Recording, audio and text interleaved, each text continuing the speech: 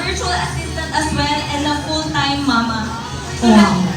nag-start po ako, just a brief background lang po, kagaya po ng laging sinasabi ni Coach A, hindi po kami lumaki sa masaganang buhay.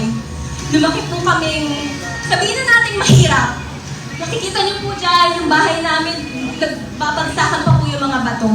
Pero hindi po yung naging hadlang sa mga magulang namin na maging ganun lang yung buhay namin. Galing. Kaya nag-business po sila at hindi ko po makakalimutan na inutang po ng daddy ko yung 50,000 para makapag-start po ng Pepsi.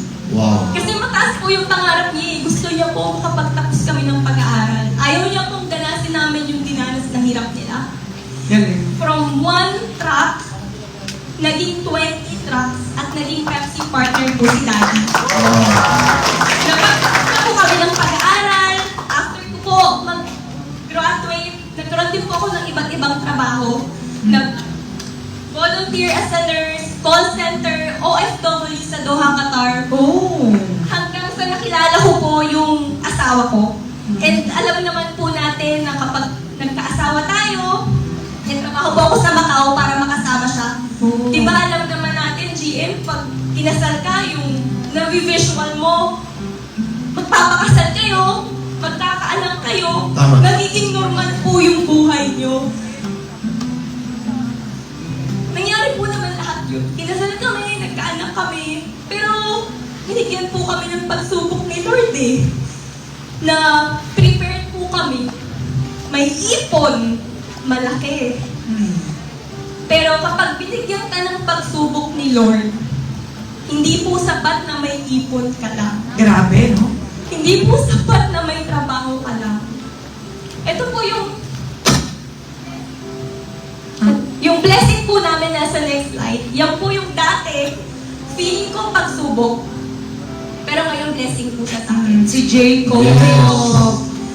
Lumabas, during ng pregnancy ko, normal po lahat. Lumabas po siyang normal. After 15 days, nag-seizure po siya. Doon na po nag-start na labas-pasok po kami sa hospital. Test dito, test doon. Nakita niyo po ba yun? Ang dami tusok. Ang dami niya pong tusok, pero bakit palaging hindi po namin malaman kung anong nangyayari sa kanya? First hospitalization, 200,000. Second hospitalization, 300,000. So yung ipon po namin wala talaga. And then yung parents po namin pa-retired na. So hindi na sila makapagbigay ng malaki. Tapos po dinadala namin siya sa mga hospital kasi prestigious hospital kasi gusto namin laging the best para sa anak namin. Tama. Pero binigyan na naman kami ng pagsubok ni Lord eh. Nagkaroon po ng malpractice. Oh. For the last 3 months na nilagyan po siya ng tube sa tiyan, hindi po pa pumupunta yung pagkain sa tiyan niya. Na major surgery po siya. Ang sabi po sa akin ng Ilang taon siya nung na-major surgery 1 siya? year old po. 1 year old, major surgery. Yan po siguro mga pang-8 na hospitalization na po namin yung GL. Oh. Sabi po ng doktor, yung stomach daw po ng baby ko, kasi liit na lang po ng 5 peso coin. So for the last 3 months na akala namin, pinapakain namin siya, okay na lahat. Hindi po pala. Sabi ko, Lord, bakit? Anong nagawa ko? Siyempre, initially po, tinatanong ko si Lord, bakit? Kasi ginagawa naman po namin lahat eh. Pero siyempre, hindi po nawala yung faith namin kay Lord. Yung bill po namin sa hospital, umabot po ng 1M. Doon po nag-start na mag-solicit si Coach KM, yung mga kapatid ko, kung ano-ano na po for a cause.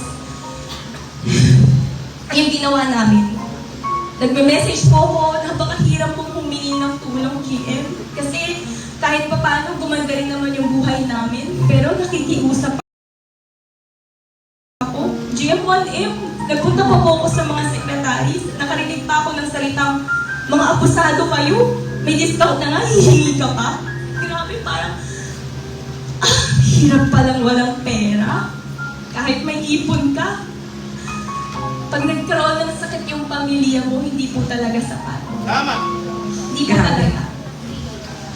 Hanggang by the way po yung baby ko, para lang din po alam nyo kung bakit madalas hindi po ako nakakalabas. Hindi lang po siya special need. Sa tube po siya kumakain, may seizure disorder po siya, at yung mata niya po, 1,100 po yung grado po eyes. Oh. So every year, kailangan po namin siyang silipin. Kasi po, baka mamaya mabulag na siya. So Lord, mata na lang yung meron sa anak ko. Hindi po siya nakakapagsalita, hindi po siya nakakalakad. Yung understanding niya po, hindi kagaya ng mga normal na bata. At kung titignan niyo po siya, magsa-7 na siya, pero para lang po siyang 3 years old. Ganun po yung sitwasyon niya. Kaya po si Coach K, kami pong pamilya, hindi po kami tumitigil. Hanggang sa nakilala po ni Coach K ang JC. Grabe. Can I share about that? Oh, inhale tayo. Grabe lang. Sino may anak po dito? You know the pain of seeing your beloved. Alam mo, may mga ano nga yung parents eh. Ako na lang, wag na yung bata. 1-year-old suffering for that. Hindi po ganun kadali yun ha. Major surgery, anak mo. I want to share, ngayon po narinig kasi ng buo lahat eh. Sa hindi po nakakaalam, sasabihin namin ni Ryan. Ang message po ni KM noong 2020 kay